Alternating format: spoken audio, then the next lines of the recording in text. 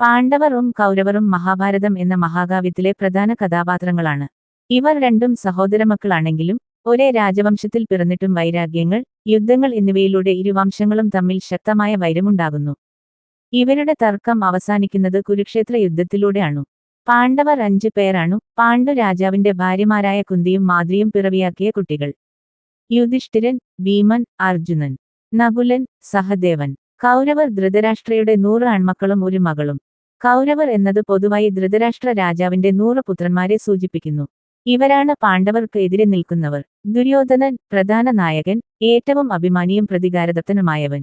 ദ്വശാസനൻ, ദുര്യോധനന്റെ സഹോദരൻ, ദ്രൗപദിയുടെ വസ്ത്രഹരണത്തിൽ പങ്കാളി.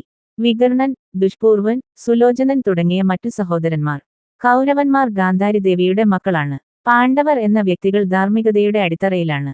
കൗരവർ അധികാരതലത്തിൽ മുന്നിൽ നിന്നുവെങ്കിലും അതിനുള്ള യോഗ്യത ഇല്ല.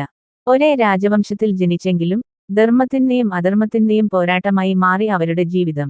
ഹരിശ്ചന്ദ്രനെ പോലെ സത്യം പാലിച്ച യുധിഷ്ഠിരനും, മലകളെ തകർക്കാവുന്ന ശക്തിയുള്ള ഭീമനും, അമ്പുതനയുടെ ഗുരുവായ അർജുനനും, സുന്ദരന്മാരായ നകുലനും സഹദേവനും ഇവരാണ് പാണ്ഡവർ.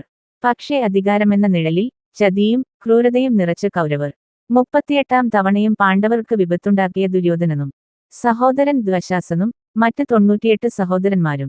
ദ്രൗപദി പാണ്ഡവരുടെ ഭാര്യയാണ്. അവളോടുള്ള അപമാനമാണ് യുദ്ധത്തിനു വലിയ കാരണമാകുന്നത്. ദ്രൗപദിയുടെ വസ്ത്രഹരണം, വഞ്ചനാപൂർവം കളിച്ച ചതുരംഗം എല്ലാം ഈ വൈരാഗ്യം ശക്തമാക്കി. ഒടുവിൽ അഹങ്കാരവും നീതിയും ഏറ്റുമുട്ടിയ കുരുക്ഷേത്ര യുദ്ധം. കുരുക്ഷേത്ര യുദ്ധം പാണ്ഡവരും കൗരവരും തമ്മിലുള്ള അന്തിമ പോരാട്ടമാണ്.